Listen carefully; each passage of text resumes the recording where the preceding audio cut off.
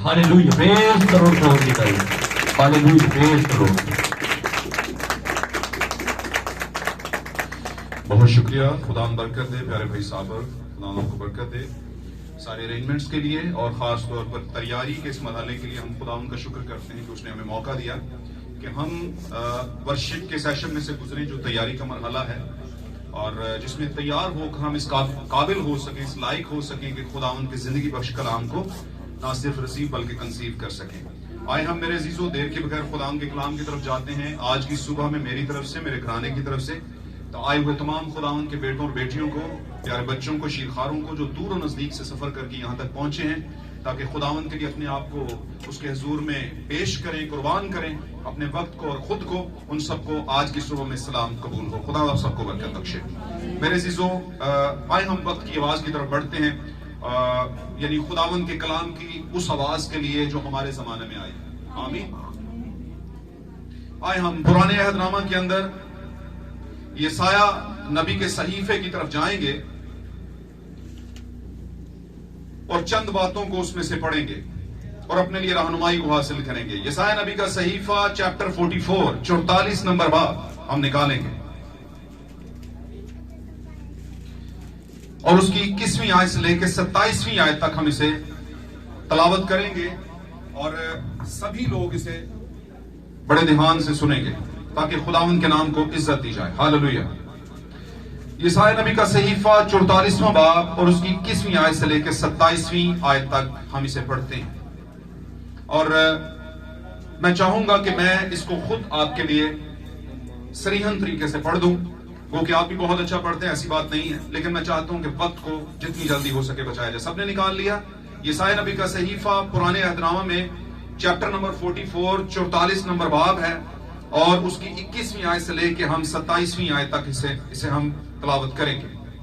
खुदावंद के कलाम अक़दस में कुछ इस तरह मरकूम है, ए याकूब, ए इस्राएल, इन बातों को याद रख क्योंकि तू मेरा बंदा है। ए याकूब, ए इस्राएल, इन बातों को याद रख क्योंकि तू मेरा बंदा है।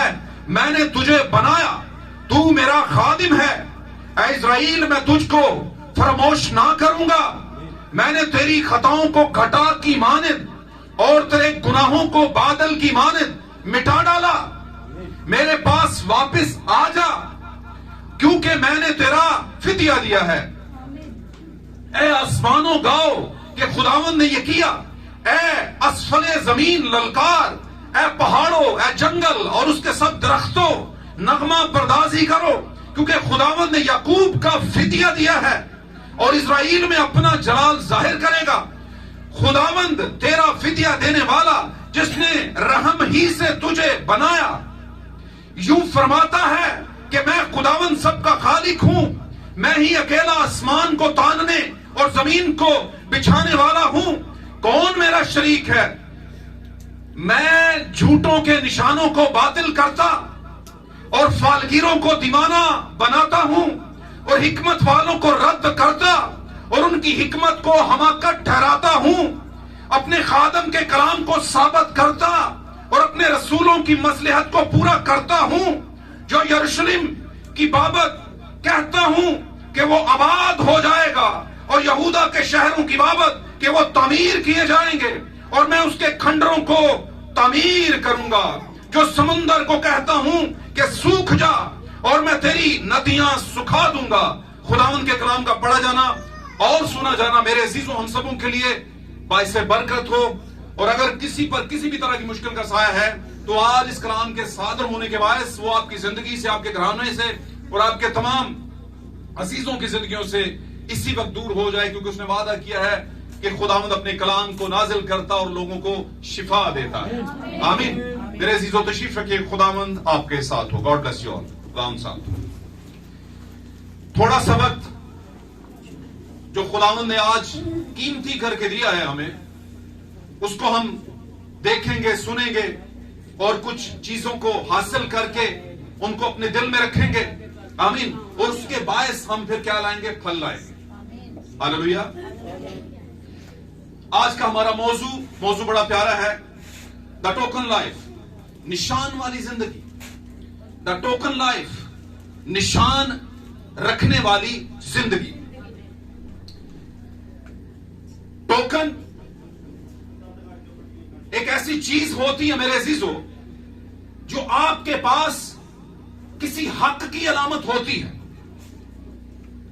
आपके पास एक हक है, इस बात को वो टोकन शो करता है, पेश करता है, जाहिर करता है। अगर आपके पास टोकन नहीं और आप कहें ना हम हकदार हैं, इसका मतलब है आपके पास सबूत नहीं है, आपके पास टोकन नहीं। गौर से सुनिए, ये बात बड़ी खास है।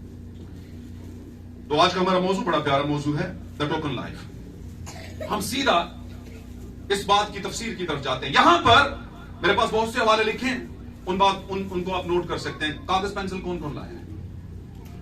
Okay, God bless you. इस बैन के लिए तो तालियां पक्की बजाएं, उस भाई के लिए भी बजाएं। और भाई आप ले आए जी। 3 लाए हैं और 3 तरह के ईमानदार ये होते हैं कलीसिया, लेकिन ये एक तरह के ईमानदार, 3 तरह के नहीं।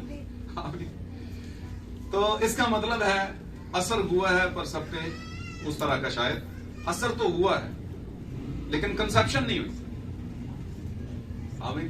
तो ये आपके भले की बात कर रहा हूं, ये आपकी अचीवमेंट की बात कर रहा हूं। आप जब नोट्स बना लेते हैं तो बहुत बड़ा काम होता है, आपकी पेंसिल के नीचे से वो लफ्ज निकले होते हैं, हालेलुया, वो आपको याद रह जाते हैं। तो आपकी याद दहानी के लिए, जैसे बहुत सी यादें मरने के बाद भी आप याद दिलवाते हैं, तेरे पापा ने मैनू आ क्या तुसा साडे को इन्ना नहीं उंदरा खा लिया सी, बात समझे हैं? तो भाई तुसी नहीं तो ताड़ियां नस्लां देणगियां, देते रहो। बात समझे कि नहीं समझे? अगर इरिटेशन करेंगे हम ऐसे ही कर लेंगे। ओके, तो क्या हुआ, यहां पर टोकन की बात हो रही है मेरे अजीजों, हम संजीदगी से इसे सुनेंगे। यहां पर टोकन की बात हो रही है, एक निशान की बात हो रही है, एक निशान वाली जिंदगी की बात हो रही है। हालेलुया। और मैंने कागज पेंसिल का इसलिए पूछा क्योंकि अभी बहुत कुछ पढ़ा है जो मैं पढ़ नहीं सकता। मेरे पास अभी बहुत कुछ रखा हुआ है नोटेड, जो मैं पढ़ नहीं सकता, लेकिन आपको दे सकता हूं ताकि आप जाकर फारिग वक्त में पढ़ लेना। आमीन आमीन। बहुत से हवाले हैं जिनका थोड़ा सा एक हवाला तो मैं लूंगा आखिर में, बड़ा जरूरी है।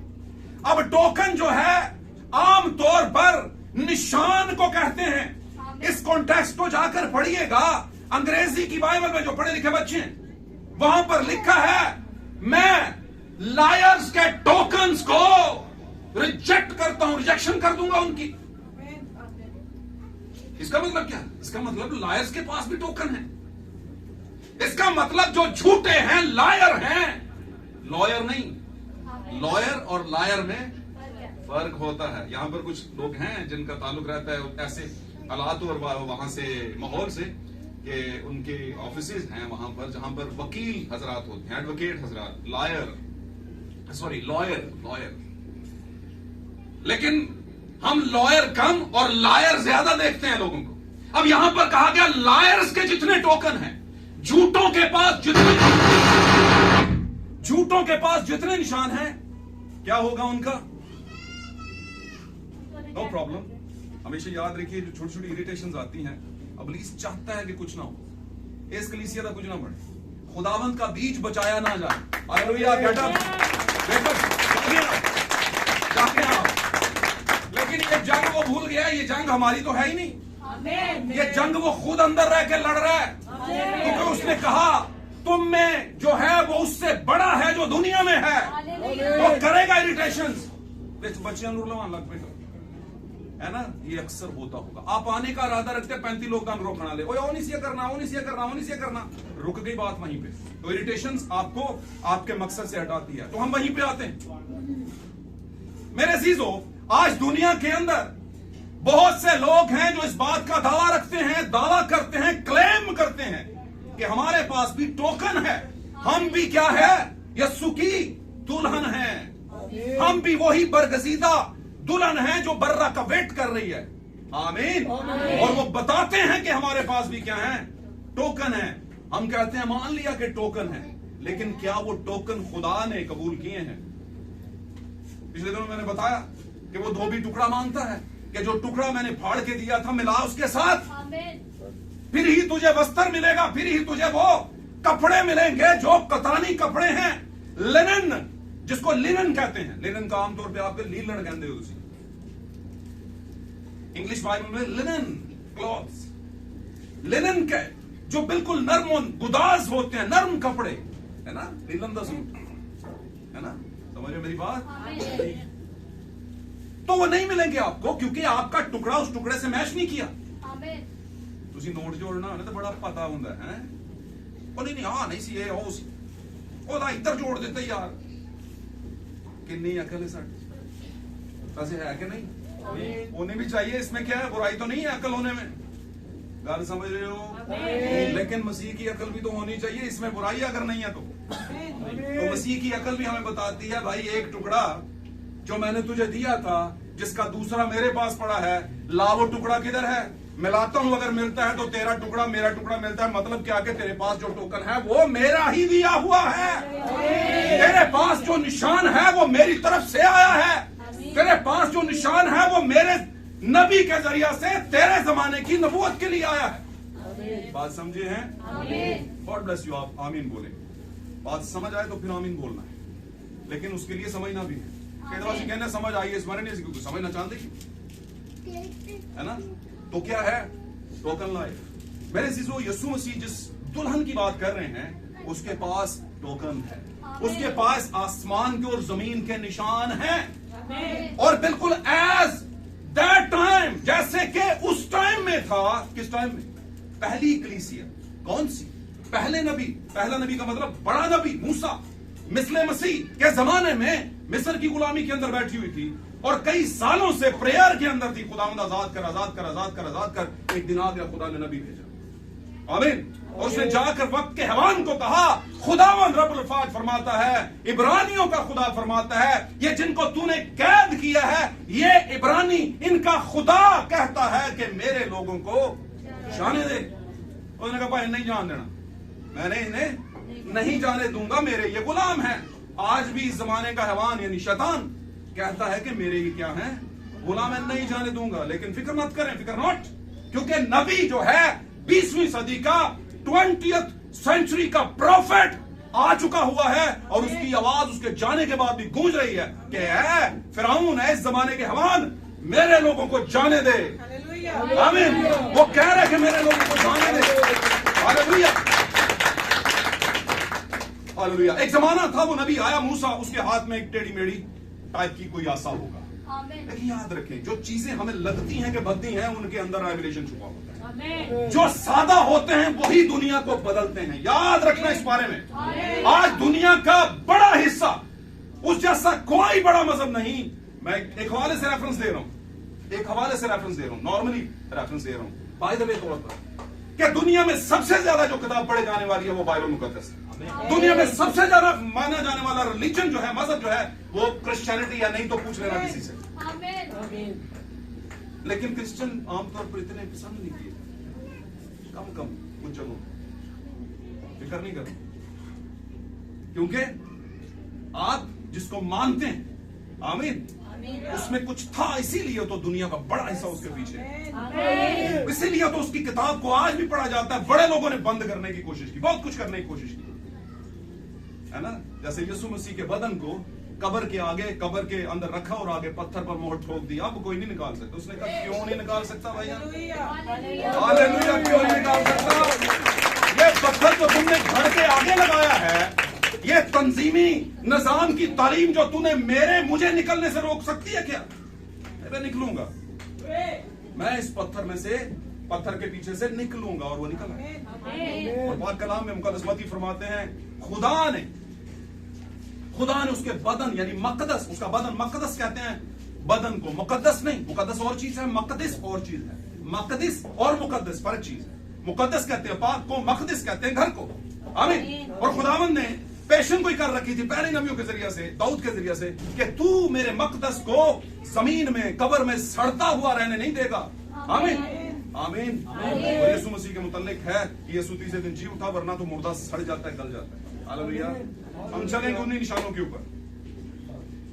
मेरे अजीजों, हक उसी को मिलेगा जिसके पास टोकन होगा। ट्रेन में वही बैठेगा जिसके पास टिकट होगा। अब प्रॉब्लम यह है कि जमीन पर की जो ट्रेन है वहां पर तो हमें हमारी अपनी ही सैलरी से टिकट जाता है, पैसे जाते हैं और हमें टिकट मिल जाता है। होता है कि नहीं होता? लेकिन एक ट्रेन है, आज बैज और रब दे प्यारे हो गड्डी चली, ओह माय गॉड हालेलुया। तो बैठेंगे कौन रब दे प्यारे? वहां पर वो कहता है इब्रानियों को खुदा कहता है मेरे लोगों को जाने दे, कहता है मेरे लोग हैं, कलीसिया है, द चर्च। लेकिन अब बात चर्च पे रह नहीं गई, अब बात है चर्च से आगे की। अब आप कुंवारी हैं, यहां से काम नहीं चलेगा। अब कुंवारी के बाद पास बीज है, यहां पे काम चलेगा। अगर आपके पास बीज नहीं तो कुंवारियां तो बहुत हैं। मरियम के दौर में बहुत सी कुंवारियां थी, मीन्स के बहुत सी कलीसियाएं थी, लेकिन एक कलीसिया ऐसी थी जो कुंवारी थी और उसके पास बीज था। रुखसती से पहले वो किसी की हो चुकी थी और उसी की दुल्हन थी जिसको दूल्हा लेने आने वाला था। आमीन। लेकिन उस कुंवारी ने एक बड़ी खूबसूरत बात कही, मेरे लिए तेरे कॉल के मुआफिक हो।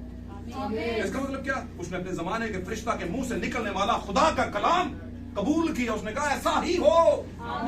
और ये जो आप आमीन कह रहे, इसका मतलब भी कह रहे हैं यही सच है, यही सच है। इसका मतलब ये है। हालेलुया। और मैं आपको बताऊं, जब आप सच्चाई पर आमीन करते हैं तो खुदा वहां से बरकतों को जारी करना शुरू कर देता है। इसलिए उसने कहा कलाम नाज़िल करता है लोगों को। शिफा क्यों होती है? क्योंकि वो मानते हैं, कबूल करते हैं उसे, इसलिए शिफा होती है। ऐसी शिफा नहीं होती, ऐसी बरकत नहीं होती, ऐसी प्रॉस्पेरिटी नहीं आती। आमीन। हम चलते हैं टोकन लाइफ, निशान वाली जिंदगी। हालेलुया। हवाले चले मैं आखिर में बताऊंगा, फिर टाइम निकल जाएगा। बहुत से लोगों ने बहुत कुछ कहा बाइबल मुकद्दस में निशान के ऊपर, यहां तक कि यीशु मसीह के जमाने में जमीनी खिदमत मत्ती रसूल की मार्फत लिखी इंजील 12वां बाब उसकी 37-38 आज पढ़ लीजिएगा। यीशु मसीह जमीन पर खिदमत कर रहे हैं और उनके अंदर असल में खुदा खिदमत कर रहा है।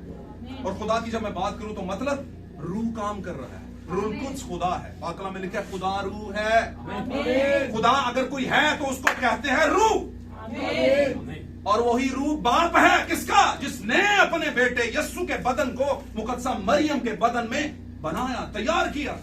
वो एक वक्त तक वेट किया और जब वेट किया 30 साल की एज में तो यस्सु ने बैप्टाइज हुआ। बैप्टाइज यस्सु क्यों है? गुनाह वास्ते नहीं। ओके, एक और बात जो मैंने बहुत पहले पढ़ाई थी। Oh my God hallelujah. ताली बजाएं, ताली बजाएं, तारीफ हो खुदा के बर्रे की। जब खुदावन ने देखा आदम से गुनाह हुआ, थोड़ा सा पीछे चलता हूं, आदम और हवा से गुनाह हो गया, नस्ल आदम गुनाह में पड़ गई। आमीन। चलो आप ही गुनाह च पई सी, नाल अबलीस दी भी नस्ल दे नाल खत्म हो गई अगे जाके। बात समझे? गुनाह हो गया, गुनाह में आ गई नस्ल, नो प्रॉब्लम, लेकिन बीज तो सही रखती। लेकिन आगे चल के सांप की नस्ल यानी कि कायन की नस्ल से भी क्या कर लिया?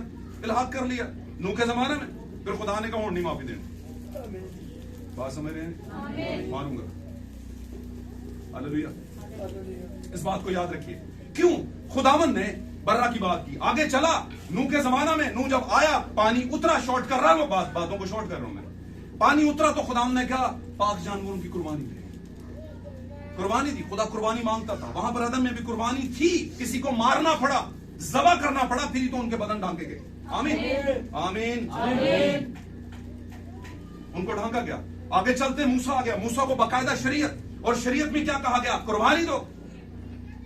बात समझ रहे हैं? साथ में 7 ईदें हैं, ये मनाना तुम। हालेलुया। ये करते जाना। और एक ईद 7 दिन तक चलती थी, ये भी ज़हन में रखना है। एक ईद 7 दिन तक चलती थी। ते सत्तू सत्ते ऐना आया तो पंजाबी का ना, सत्तू सत्ते किन्ने होंदे ने? 49 का मतलब की है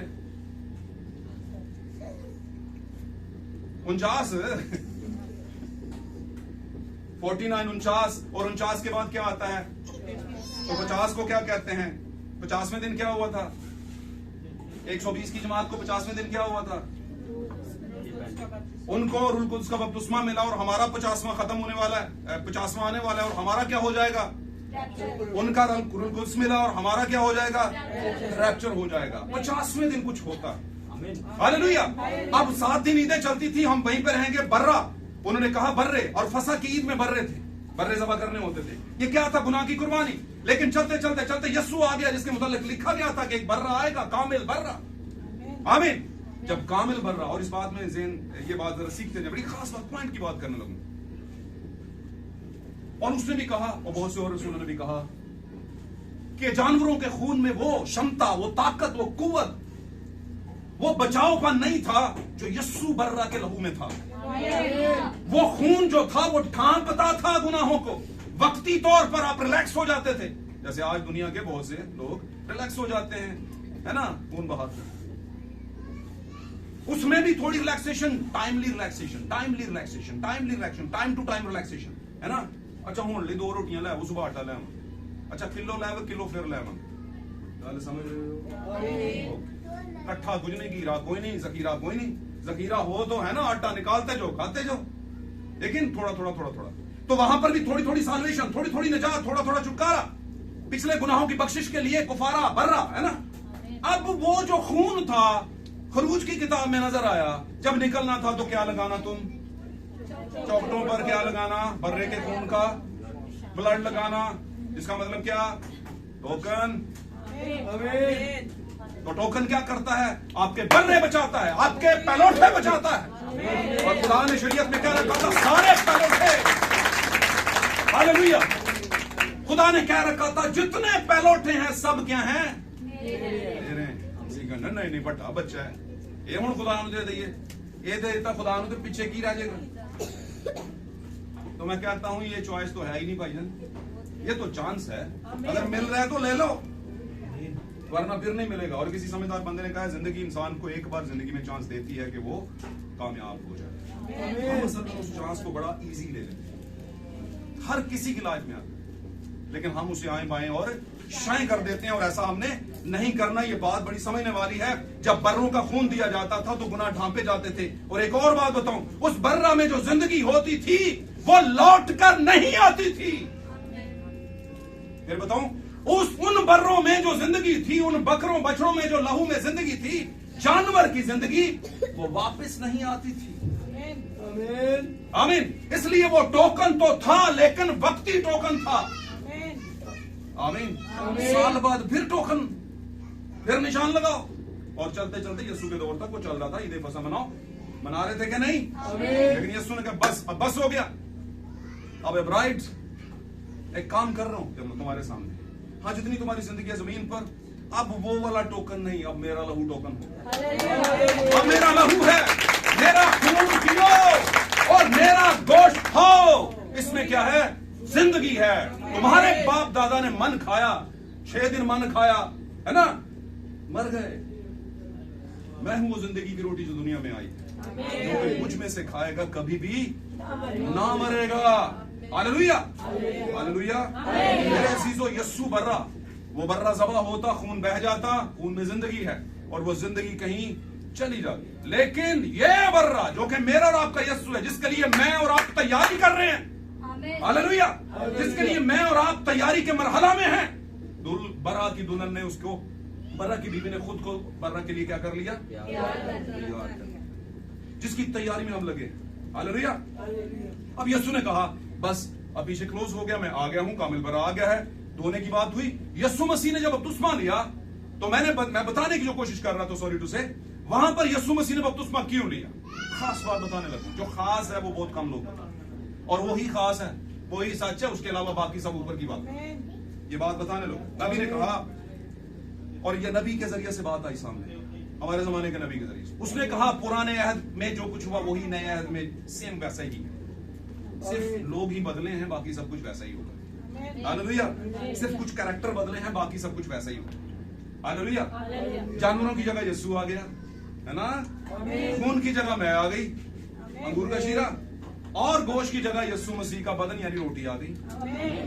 काम वही चल रहा है, लेकिन आपने वक्तों को ज़हन में रखना है। वक्तों में कुछ है भाई। समझ रहे?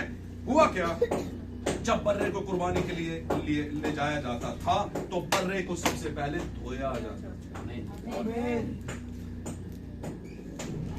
उसको धोया जाता। तो यीशु भी कुर्बान होने जा रहा है। हालांकि यीशु को धोने की जरूरत, धुलने की जरूरत नहीं थी, लेकिन उसने कहा अब हमने इस रास्तबाजी को ऐसे ही पूरा करना। ऐसे कैसे पूरा करना? बड़ी समझने वाली बात, बड़ी बात से बात निकलती जा रही है, लेकिन बात आपके पास रखें अपने पास। ये बातें आपने साल से सुनी होंगी। कैसे कह रहा था ऐसे ही करना है?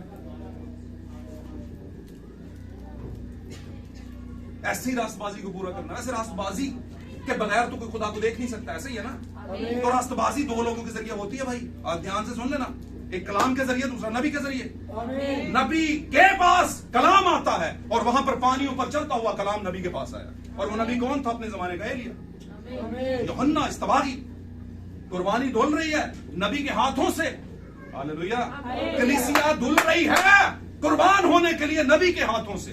अगर दुल्हा कुर्बान हुआ है तो दुल्हन नहीं होगी, होगी भाई, होगी, लेकिन उसे सबसे पहले नबी के जरिया से धुलना और फिर खुदा के हुजूर में पेश होना। फिर वो कुर्बानी की खुशबू क्या है खुदा ले लेता है। आप बातों को टैली करते जाए, समझते जाए। आमीन। यीशु ने कहा इस तरीके से हमने सारी कुर्बानी, जैसे तू नबी और मैं कलाम, इस तरीके से। उसने कहा मैं भी धुलना चाहता हूं, मैं बपतिस्मा। उसने कहा नहीं नहीं नहीं, ये वाला बपतिस्मा जो है थोड़ा फर्क है, अलग से। ये बर्रा थोड़ा फर्क है, अलग से। आमीन। अब तू होने ही दे। हालेलुया। और यीशु मसीह की कुर्बानी एज ए बर्रा, आमीन, as a lamb of God, खुदा का बर्रा, बरगजीदा बर्रा होने के नाते से वहां पर धोने के प्रोसेस से गुजरे। आमीन। पाक कलाम में लिखा है, यीशु मसीह ने कहा अगर है पतरस मैं तुझे ना धोऊं तो तू मेरे साथ। आमीन। बातों को समझ रहे हैं? कहां कहा था? यूहन्ना की इंजील के अंदर 13वें बाब के अंदर, जहां पर यीशु मसीह ने फसा तैयार करवाई और बैठ गया और रुमाल बांधा और उसने पांव धोने शुरू किया। पतरस तक पहुंचा। पतरस ने कहा है खुदावंद तू मेरे पांव धोता है, तू ऐसा कभी नहीं कर पाएगा। उसने कहा है पतरस अगर मैं तुझे ना धोऊं, ए कलीसिया अगर मैं तुझे ना धोऊं, ए पीटर। आमीन। क्योंकि पतरस का नाम तब्दील हो चुका था, शमऊन से निकलकर, कलीसिया से निकलकर वो दुल्हन के टाइटल में आ चुका था। आमीन। हालेलुया। अब पतरस को कहता है अगर मैं तुझे ना धोऊं, तो वहां पर कहता है अब तू ऐसा होने दे। यूहन्ना को टैली करते जाए बातों को। बातें समझ रहे हैं मेरी कि नहीं समझ रहे? मैं थोड़ा सा आपको वो ट्विस्ट करके, है ना, समझाने की कोशिश कर रहा हूं। एक कैरेक्टर उधर से, एक उधर से लिया हुआ है। समझ रहे हैं? समझ तो गए होंगे। खुदावंद की दुल्हन वैसे बड़ी समझदार होती है, बेवकूफ नहीं होती। समझिए, अपने कलाम को, बात को समझ सकती है। अब हुआ क्या? यीशु मसीह वहां पर बैप्टाइज हुए और जो ही बैप्टाइज हुए तो इसका मतलब कुर्बानी को धोया गया। हालेलुया। अब कुर्बानी धोने के बाद इसका मतलब यह था कि अब रूह कुद्स आएगा। कलीसिया जब पतरस को धोया गया तो रूह कुद्स 50वें दिन आया उन पर। आया ना? हाँ जी, पेंतिकोस्त का मतलब 50वां। हालेलुया। इसी तरह जब दुल्हन आज के जमाने की कलीसिया है, नबी के कलाम से धुलती है, अपने जमाने के नबी के कलाम से धुलती है, तो वो तैयार हो जाती है कि रूह कुद्स उस पर आए। आमीन। आमीन। अब जब नबी के कलाम के जरिया से, उस रेवलेशन के जरिया से जो जमाने की दुल्हन पर खुला है, रूह कुद्स आता है, तो रूह कुद्स खुद एक निशान है। नबी बयान करते हैं टोकन दरअसल है क्या? टोकन रूह कुद्स है। रूह कुद्स का उतरना सबसे बड़ा टोकन है। आमीन। सबसे बड़ा निशान है आपके ऊपर। गैर जुबानी निशान नहीं है, मौजूद निशान नहीं कभी भी। लेकिन आज की कलीसिया क्या समझती है? निशान है। मौजूद क्या है? निशान है। वो कहते हैं मौजूद क्या है और क्या है जी? ये गैर जुबाने क्या है? निशान है। तर्जमे निशान है? नहीं, तर्जमे निशान नहीं। ये सारा कुछ कुल मिला के क्या है? क्या है? कौन है? नेमतों को अंग्रेजी में क्या कहेंगे? यस। नेमत का सिंगल क्या वर्ड? नेमत। नेमत बेसिकली हम काफिया है, हम मानी है इनाम का। इनाम ही नेमत होती है। इनाम जब मिलता है तो मतलब नेमत मिली है, और जब नेमतें कर देंगे तो मुख्तलिफ इनामात। और अंग्रेजी में चले जाएंगे तो क्या हो जाएगा? इनको गिफ्ट्स कहा जाएगा। और गिफ्ट जो होते हैं इनको फल भी कहा गया। लेकिन फल, नेमतें और गिफ्ट निशान नहीं, क्योंकि वो तो फिर लायर्स के पास भी, झूठों के पास भी। और वो क्यों है उसकी वजह मैंने बताई, क्योंकि जानवर के ऊपर रूह आता है, लेकिन दुल्हन के, खुदा के लोगों का असली बीज जो है खुदा के बेटों के अंदर रूह आता है। सिर्फ ऊपर नहीं रहता, अंदर भी आता है। और जिस पर रूह आता है वो भी मौजूद करता है। खुदा का मी यानी उसका रूह नेको और बदो सभी पर गिरता है, लेकिन फिर भी वो उन्हीं को लेकर जाएगा जो उसका बीज है, उनको नहीं कि जिनके ऊपर तो आया लेकिन दिल में रूह ने जगह नहीं पाई। अगर दिल में जगह नहीं पाई तो दोस्त तो है लेकिन वो बेटा नहीं। दोस्त का बेटा, बेटे का दोस्त तो है लेकिन वो बेटा नहीं। और दोस्त को कभी भी बेटे का हक नहीं मिलता, चाहे जिन्ना मर्जी उन्होंने पापा नू पापा जी कहता हो। समझ आ रही बात? और मुख्तसर करता हूं, हम निशान पे रहेंगे। तो रूल कुछ क्या है? टोकन है। मुख्तलिफ तरीके से मैं आपको समझाने की कोशिश कर रहा हूं कि ये असल में टोकन लाइफ है क्या।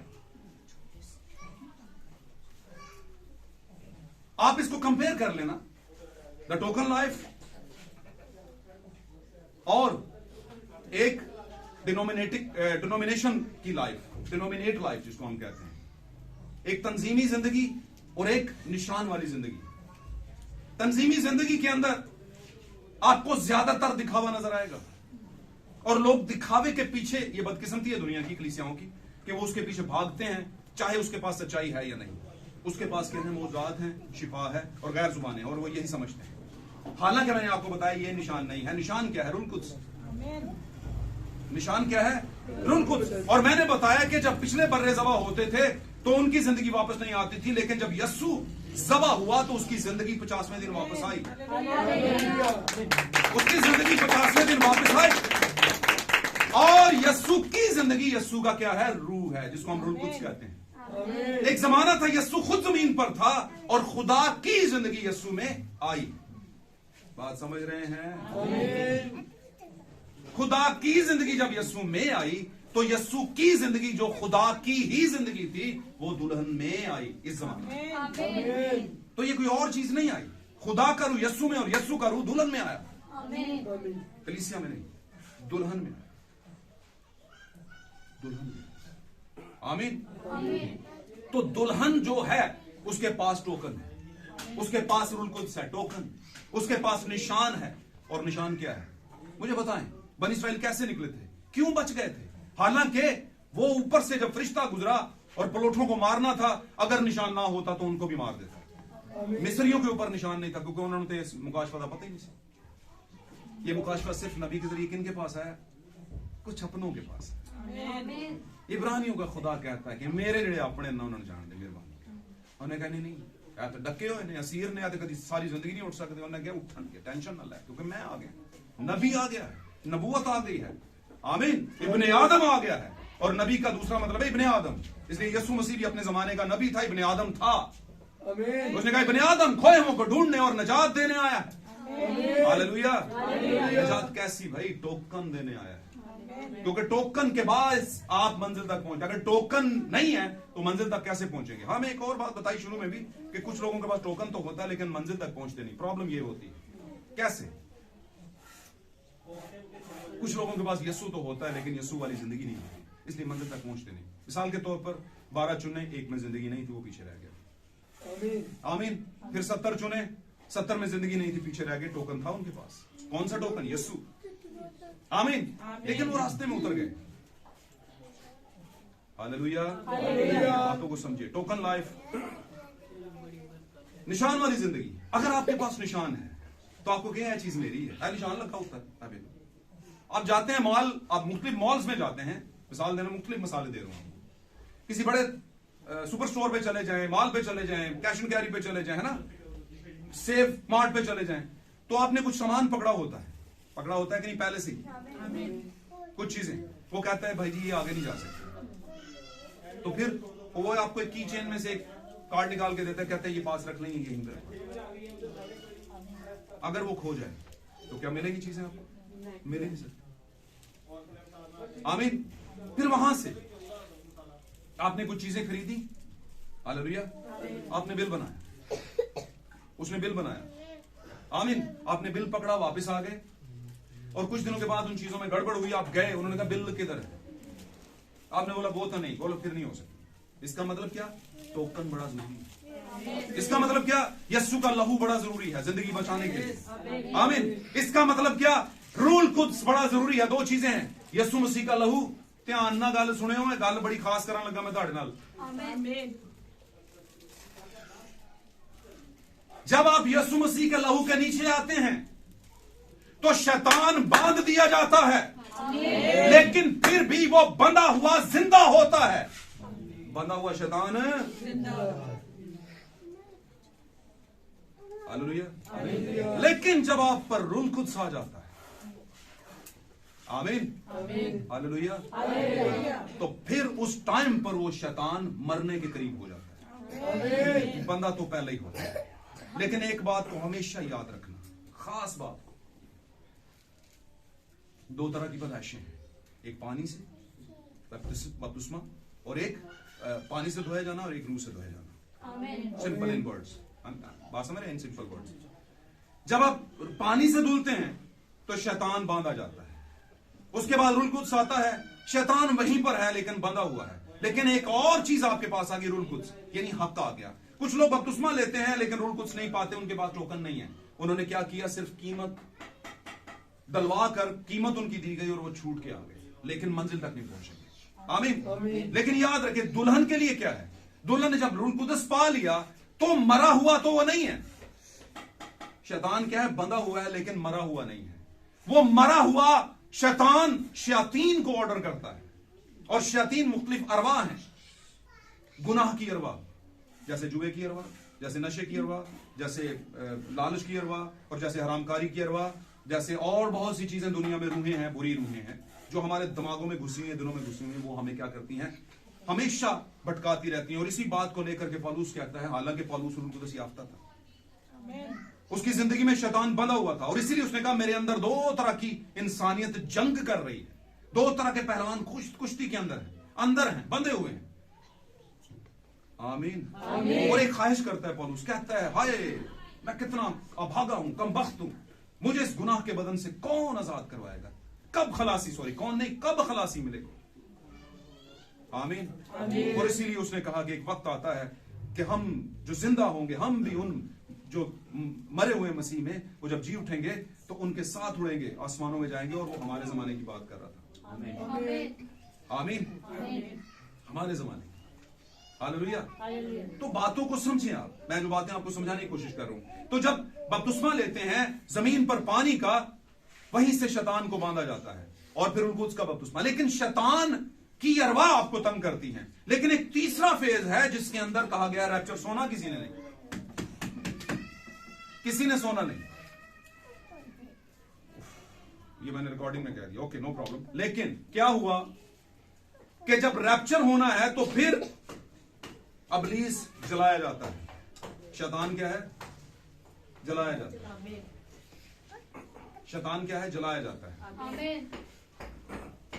पानी के बपतिस्मे में टाइम जलाया नहीं जाता, रूह कुद्स के बपतिस्मे के टाइम भी जलाया नहीं जाता। लेकिन जब रैप्चर होगा तो ये जलाया जाएगा। और रैप्चर दूर नहीं है, रैप्चर तक ये जलाया नहीं जाएगा। आमीन। जब रैप्चर हो जाए तो उसके बाद नेक्स्ट काम क्या है? ये जलाया जाएगा। हालेलुया। वो झूठी नबूवतें जो दुनिया के अंदर निकली हुई हैं वो भी जलाई जाएंगी, यानी नबी समेत। आमीन। बाकला मिलकर झूठे नबी यानी झूठी नबूवतें आएंगी। और आज दुनिया के अंदर, अकीदों के अंदर ये नबूवतें चल रही हैं। मैं वहीं पे आता हूं। निशान, तो यहां पर हमने देखा रूह कुद्स आपके लिए निशान है। आमीन। और रूह कुद्स आपके लिए हक को लेकर आता है कि आप बचाए हुए हैं। आमीन। उस रूह कुद्स के बाद जो नेमतें आपको मिलती हैं, हालेलुया, वो आपके फल हैं जो आप पर लगे हुए हैं। आमीन। आमीन। लेकिन एक फेज 3 है, खास तौर पे ध्यान में रखना। फेज 3 के अंदर, अच्छा मुझे एक बात बताएं, कॉपी कौन कौन सी चीज हो सकती है? मिसाल के तौर पे कोई गैर ज़बान बोल रहा है तो कोई दूसरा भी बोल सकता है, जिसपे जो देख के बोल रहा है या सीख के बोल रहा है। तो आप क्या कंपैरिजन करेंगे? कैसे पता चलेगा कि आप ये सच्चा और ये झूठा? कैसे चलेगा पता? चलो कैसे जानेंगे? ओके, वो भी ठीक है, वो भी ठीक है। अब जब है ही गैर जुबान तो हमें क्या पता क्या बोला था और उसके साथ वाले ने उसका तर्जमा उसी के मुताबिक कर दिया? हमें तो पता ही नहीं ना। एक बात करने लगूं, एक हवाले से बात करने लगूं, नॉर्मली लोगों को नहीं पता होगा, तो पता चलेगा कैसे? मैं आपको एक बड़ा अच्छा कसवटी बताता हूं, तराजू बताता हूं, पैरामीटर।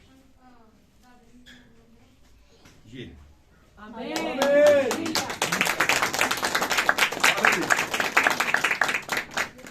गैर जुबाने भी वो दुल्हन की तरह बोलेगा, दुल्हन कलीसिया की तरह। आमीन।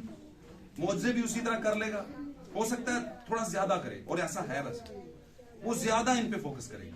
आमीन। यानी वो नेमतों और फलों पे ज्यादा फोकस करेगा, गिफ्ट्स पे ज्यादा फोकस करेगा, क्योंकि उन्हें पता है लोगों के अंदर एक लस्ट होती है, ख्वाहिश होती है कि मुझे शिफा मिले, मुझे कामयाबी मिले, मुझे ये मिले, और ये गलत भी नहीं। लेकिन ये चीजें खुदा के भेदों से दूर कर दें, फिर ये बहुत बड़ी गलत चीज है, फिर ये बहुत बड़ी गलत चीज है। और मैं आपको एक और बात बताता हूं, ध्यान ना सुनो, ध्यान से सुने बात, इधर सामने देखें, ध्यान से सुने, खास बात बताने लगे। दुनिया के अंदर आपको एक रेडी से फ्रूट नहीं मिला तो दूसरी रेडी पे बोलो, लीडर्स बोलेंगे, लीडर्स मिल जाएगा। हाँ, चले जाओगे, मिल नहीं जाएगा, जाओगे जरूर, कहोगे ले आना तुम है, समझे या कि नहीं? उन फ्रूट चाहिए तो ले आना तो है। आटा एक दुकान तो नहीं मिला, दूजी तो लाओगे। क्या ख्याल? और ये किसकी मिसालें हैं? ये कलीसिया की मिसालें हैं। एक रेडी से नहीं मिला तो दूसरी रेडी पे चले, समझे हो कि नहीं समझे? एक स्कूल में नहीं मिला दूसरे स्कूल चले जाओ, दाखला गल रख लियो कोल, गल नहीं ना तो फिर सारा कुछ पीछे रह जाएगा। इसका मतलब ये हुआ, अगर ये कलीसिया है कि एक रेडी को छोड़ के दूसरी पे नहीं तीसरी पे, इसका मतलब ये कलीसिया तो औरत होती है और दावा कर रही है कि मैं यीशु की दुल्हन हूं।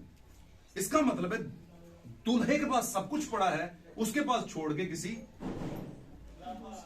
क्योंकि उससे क्या करनी है, अपनी जरूरत पूरी नहीं। मामला सिर्फ जरूरत का नहीं, मामला सिर्फ खाने का नहीं होता, किस टाइम पर खाना मिल रहा है, कौन सा मिल रहा है, वो होता है मामला।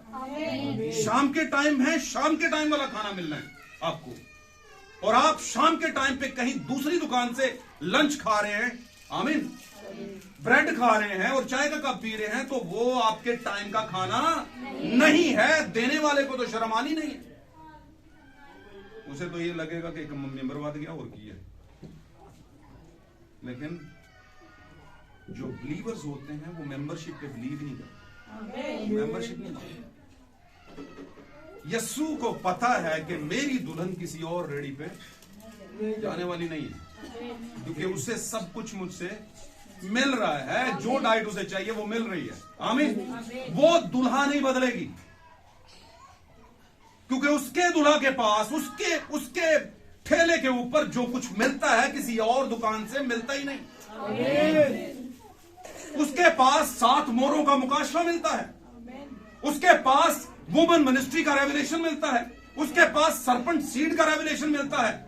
आमीन। उसके पास आपके जमाने की नबूवत का रेवलेशन मिलता है। Hallelujah, hallelujah. तो ये तो दीगर रेडियो से नहीं मिलेगा, मिलेगा ही। अच्छा, मैंने वैसे देखी है ये रेडियो सारी, आप छोड़ दें बात, तो मैं आपको आपसे बात अब आपको गैर मुखातब करके खुद को मुखातिब आपके सामने प्रेजेंट करता हूं। मैंने 2005 के बाद बड़ी रेडियां देखी, ख्वाहिश से नहीं देखी कि मुझे ख्वाहिश थी कि उन रेडियो में जाऊं। किसी बहन के घर गया, वहां पर एक रेडी लेकर आ गया, किसी भाई के घर गया, वहां पर एक रेडी लेकर आ गया, बोला आप भी खाओ, मैंने कहा आप खाओ, खाते जाओ, हम सुन रहे हैं इसकी आवाज, 2 रुपए किलो, 3 रुपए किलो, सुनते जाओ, आप खाते जाओ। बात समझे?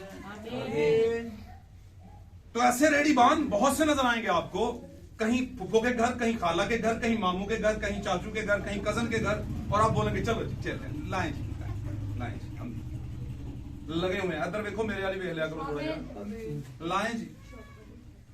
वो बोलेगा नहीं, ये ऊपर नहीं करना, ये ऊपर करना है, सीधा हाथ ऊपर रखो।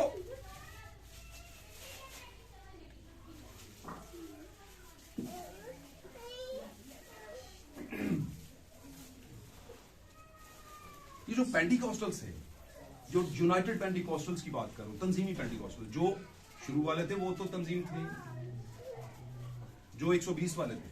ये जो बाद में पेंटिकॉस्टल लेबल लेकर आए हैं, नाम लेकर, टाइटल लेकर आए हैं, बाद वाले जो मिशन बन के आए हैं, वो कहते हैं गैर जुबानें बोलने वालों के पास टोकन है, वो गैर जुबानों पे ज्यादा फोकस करते हैं।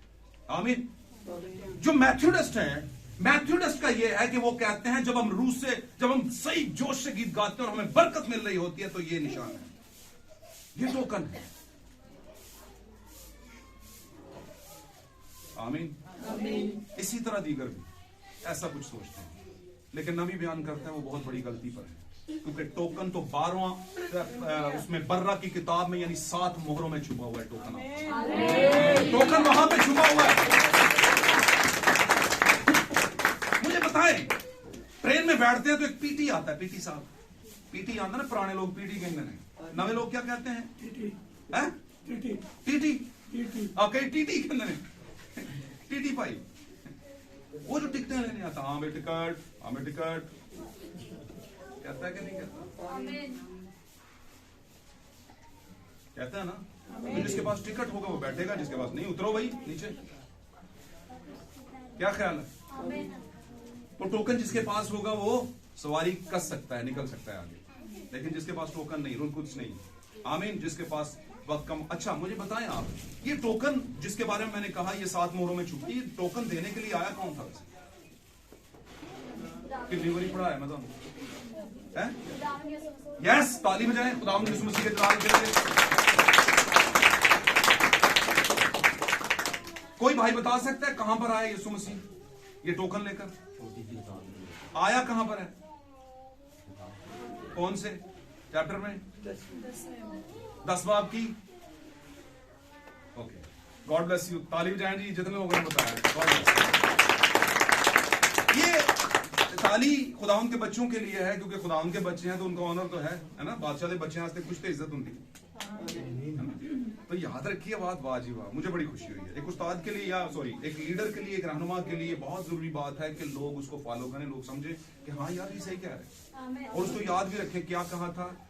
और एक टीचर अच्छा समझता है कि जब उसके बच्चे कामयाब हों। तो मुकाशवा 10 के अंदर पहली आयत से शुरू करें तो एक जोरावर फरिश्ता उतरा है, वो फरिश्ता कोई और नहीं, मेरा और आपका यीशु है। उसकी खूबियां बताती हैं कि वो मेरा और आपका यीशु है। उसकी खूबियां लोगों को तो फरिश्ता ही, तंजीमी कलीसिया में फरिश्ता नजर आता है, वो फरिश्ता है जो नहीं जी फरिश्ता है, तुझे कहते यीशु हो। अच्छा वाजिबा, क्या बात है ताड़ी। क्या जमीन उस आसमान के किसी फरिश्ते में वो ललकार है कि बब्बर की तरह दहाड़े? फरिश्ता उतरा है, उसने एक पांव खुशकी पर एक तरी पर रखा है और उसके हाथ में किताब है, दुनिया में देता ही नहीं। स्पेशल केस था, खुद देने के लिए आया दुल्हन को। ये स्पेशल केस है, इसमें दोस्त को नहीं भेजता। ये सच्ची बात कह रहा हूं मैं, सही कह रहा हूं, क्योंकि ये पब्लिक शो नहीं है, ये दूल्हा और दुल्हन के राज की बातें हैं, राज का बीज है, ये मिस्ट्री सीड है, ये भेद का बीज है, ये हर किसी के पास नहीं होता, ये पब्लिक में नहीं दिया जाता। और यीशु ने ये बीज पब्लिक में नहीं दिया, अलग जाकर उसने कहा, क्योंकि ये लोग, इसलिए मैं इनको नहीं सिखाता क्योंकि ये देखते हुए ना देखें और सुनते हुए ना सुने। आमीन। गल समझे हो? तो क्या है भाई, जिसके पास टोकन है उसके पास टोकन लाइफ है, निशान वाली जिंदगी। हम बचाए हुए हैं, हमारी कीमत हो चुकी है। आमीन। अब हम मंजिल के करीब हैं। हम बीज वाली किताब यानी कि 7 मोहरों को खुली हुई किताब, हमारे पास सब भेद खुल गए हैं। बोलो कित्थों पूछते हो बाइबल निकाले भाई। एक बात कर रहा हूं, आप कह सकते हैं, ये आपका पादरी नहीं सिर्फ कहेगा, आप भी कह सकते हैं। अच्छा बात करें, और जब आप बैठे हो और आपके पास कोई और रेडी बान आ जाए, जैसे कि हमारी एक बहन है, उन्होंने गवाही दी कि एक रेडी बान आ गया हमारे घर, उन्होंने कहा पुत्र ते तुसी बतानो पता नहीं कड़े क्या क्या कह रहे थे, वो क्या कह रहे थे, वो जो आए थे वो मिनिस्ट्री पे बात कर रहे थे, औरतों को ये करना चाहिए, वैसे करना चाहिए, ऐसे करना चाहिए। तो बहन ने बड़े अच्छे तरीके से, बच्ची ने बाइबल की कुछ आयतों को कोट किया है ना, कुछ बातें बयान करने की कोशिश की भाई से। तो मुझे बड़ी खुशी हुई जब मैं गया, टेस्टिमनी सुनी मैंने, मुझे बड़ी बरकत मिली। तो ये है डिफेंड करना, क्योंकि खुदा के लोगों को, है ना, बात समझ रहे हैं, जो खुद कबूतर था नूह की उसमें से निकला था, भागा था, उड़ाया गया था, वो आ गया था वापस, पता ना, वापस आ गया था जब पहली बार उड़ाया गया। लेकिन उससे पहले कौवा उड़ाया हुआ वो नहीं आया।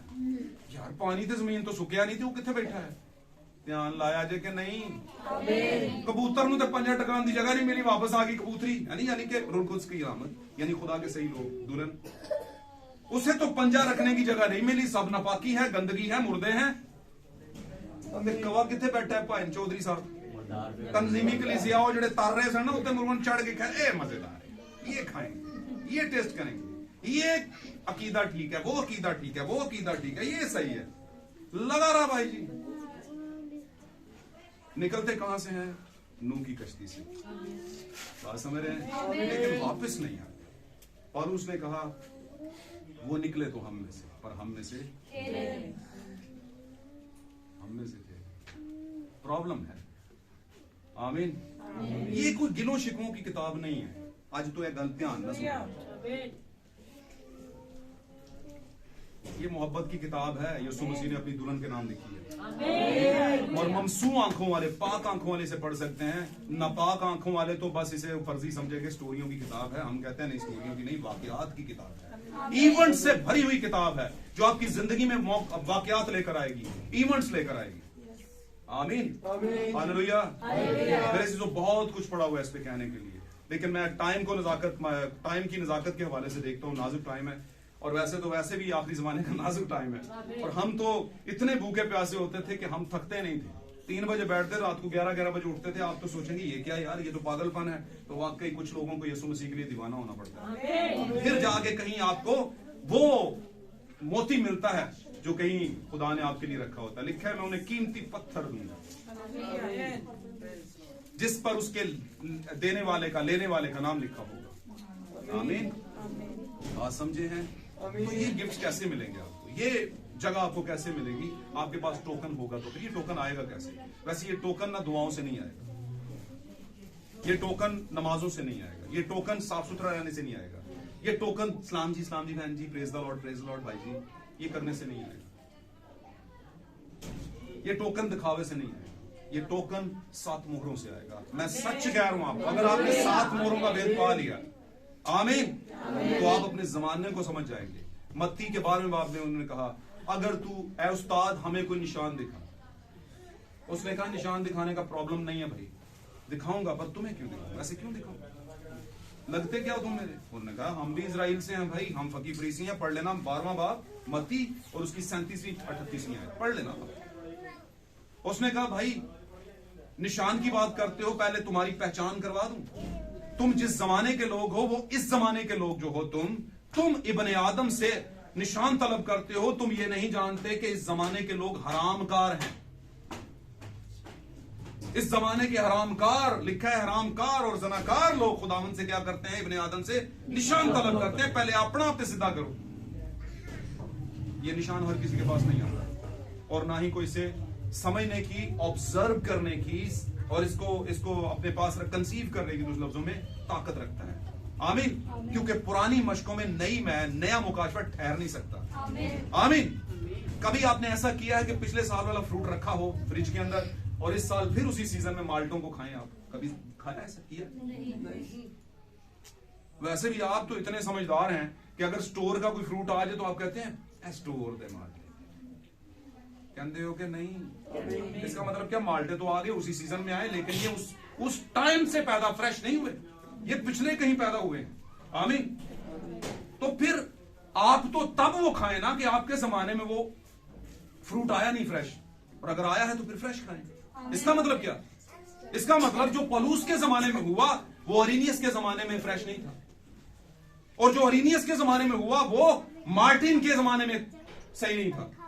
उनके लिए इनके अपने अपने जमानों में फ्रेश फ्रूट आया है, फ्रेश मुकाशफा, ताजा मन आया है, ताजा बीज आया, ताजा बातों को खोला गया है। आमीन। तो हम फिर क्यों भाई अद्धियों बहुतियां दियां तो पैर जड़े ना उत्थे पुराने च फसे ने, अकीदियां च, पुराने अकीदों में फंसे हैं, पुराना फ्रूट खा रहे हैं, जबकि उनके जमाने का फ्रेश फ्रूट आ चुका हुआ है, उनके जमाने का फ्रेश मुकाशफा आ चुका हुआ है। आमीन। बात समझ रहे हैं? तो आप कभी भी जब चलते हैं तो घर खड़े खड़े तो ऑफिस नहीं पहुंच जाते ना, चलना तो पड़ता है। तो चलने के लिए आपको घर छोड़ना पड़ता है, घर के बाद आपको इलाका छोड़ना, कॉलोनी छोड़नी पड़ती है, कॉलोनी के बाद आपको अपना मेन एरिया छोड़ना पड़ता है, और फिर आगे की तरफ छोड़ते छोड़ते छोड़ते आप मंजिल तक जाते हैं। कुछ छोड़ेंगे तो बढ़ेंगे ना आगे। तो छोड़ने के लिए 6 जमानों को छोड़ो भाई, जिस जमाने में खड़े हो उसको पकड़ लो। और वो जमाना किसका है? ब्राइड का जमाना। आमीन। फ्लाई का जमाना। आमीन। उड़ने का जमाना, उड़ान भरने का जमाना। और उड़ान भरेगा कौन? जिसके पास टोकन होगा, और टोकन जिसके पास होगा वो टोकन लाइफ वाला होगा, निशान वाली जिंदगी वाला होगा। हालेलुया। हिजकिय्याल के अंदर 9 बाब की 4 आयत से 6 आयत तक जाकर पढ़ लेना, बड़ी प्यारी बात है।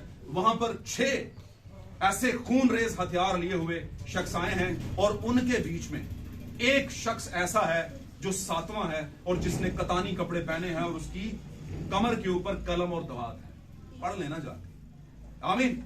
और खुदा आसमान पर से, यानी यहोवा पाक खुदा जो है वो क्या हो रहा है, और ये रोया देख रहे हैं। कौन देख रहा है? यशायाह और हिजकिय्याह देख रहे हैं। और रोया में उसने देखा है 6 मर्द हैं। खुदा ने कहा शिमाल की तरफ जाओ और वहां पर देखो मेरे लोग, आमीन, मेरे अपने लोग क्या मकरूहात कर रहे हैं। और उसने जा जाके दिखाया, वो मैं बयान नहीं कर सकता, आप जाकर पढ़ लेना।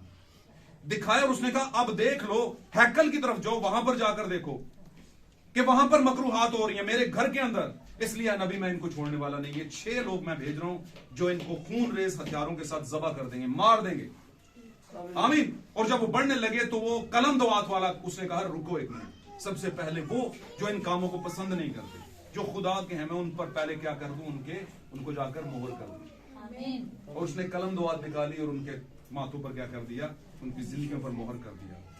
सब मर गए, सब, हैकल वाले भी, बाहर वाले भी, वहां वाले भी, है ना, सब मर गए। सिर्फ वो थोड़े से बचे जिन पर मोहर थी। हालेलुया। और मुकाशवा की किताब में लिखा है, इसको मैं चैप्टर में पढ़ा दूंगा, लिखा है एक और भी मोहर करने वाला है। ये वो मोहर करने वाले हैं जो मेरे और आपके यीशु मसीह की तरफ से, खुदा की तरफ से मोहर होती है, टोकन मिलता है। दूसरा मैंने बताया, आज का मेरा टॉपिक और था कुछ, लेकिन मैंने पॉजिटिव टॉपिक रखा। एक ये है कि liar, token of the liars, झूठों के टोकन, झूठों के पास भी निशान है। और वो कौन से है? मुकाशवा में पढ़िएगा, लिखा है फिर उस हैवान की छाप जो है कुछ लोगों पर लगाएगी, कुछ नहीं बल्कि बतेरों ने उसकी छाप ली। कहां पर ली? माथों पर और हाथों पर ली। और वो उस बुत की और उस हैवान की क्या करने लगे? प्रस्तिश करने लगे। ये हमारे जमाने की बात हो रही है। हमारे ही जमाने में ये सारा बुत क्या है? बेसिकली कुछ चीज बनाई जाती है, जैसे बछड़ा बुत बनाया गया है ना, वर्शिप शुरू हो गई। खुदा से हट के कुछ चीज बना लेना, खुदा से हटकर किसी चीज को मानना शुरू कर देना, है ना। एक दुनिया का बड़ा हिस्सा आज ऐसा ही कर रहा है, मुकाशफात से हटकर कुछ और बना रहा है। तो वहां पर भी मोहर है, उनके पास भी टोकन है, लेकिन उनका टोकन उनको मंजिल तक नहीं लेकर जाएगा। उनको लगता है कि जो हम कर रहे हैं सही है, लेकिन खुदा को ऐसा लगता है कि जो कर रहे हैं गलत है। ये क्या है? खुदावन के खिलाफ लायर्स के टोकन है, झूठों के टोकन है, आमीन। और जो सच्चे हैं उन पर मोहर है। आगाज में भी खुदा ने मोहर की थी और आखिर में मोहर, अच्छा, आगाज में भी खुदा ने एक निशान दिया था उसे। किसको दिया था? कायन को। जब उसने भाई को मार दिया, हाबिल को, और वहां पर एक निशान दिया। वहां पर निशान लिखा नहीं गया, लेकिन मुकाशवा में लिखा गया कि वो निशान दरहकीकत क्या था? वो 666 था, वो हैवान का आदत था, वो शैतान का यानी जानवर का आदत था, और वो दिया गया उसको। और खुदा ने चाहा कि इस कायन को ना मारा जाए ताकि इसकी नस्ल बढ़े, और फिर आगे जाके सलीब के टाइम पर, और फिर आगे चल के आखिरी वक्त में जब कलीसिया उड़ान भरेगी, और फिर बाद में जब खुदावंद ने कहा मैं उसे अपने मुंह की फूंक से हलाक करूंगा। आमीन। तसल्लीकियों के खत के अंदर लिखा। तो ये मेरे अजीजों आज का एक कंप्लीट आपके लिए निशान का, मैं समझता हूं कि बहुत कुछ कहा जा सकता है, इस पर मैं कहूंगा नहीं टाइम की वजह से।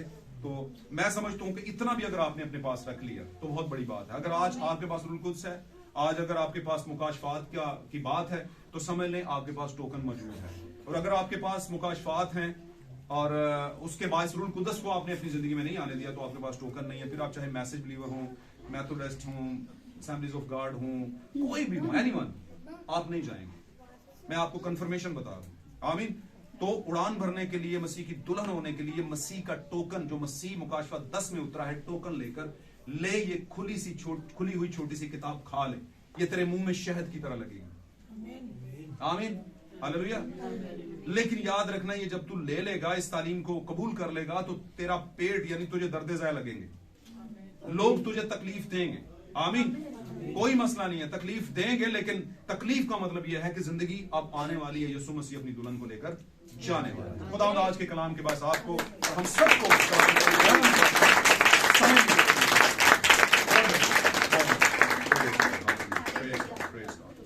आज मेरे चीजों हम इसी ईमान और कुव्वत और निशान की तालीम के साथ ईमान रखते हुए कि हम जरूर उस निशान को हासिल कर लेंगे, और जिन्होंने हासिल किया उस बात की शुक्रगुजारी कर सकते हैं।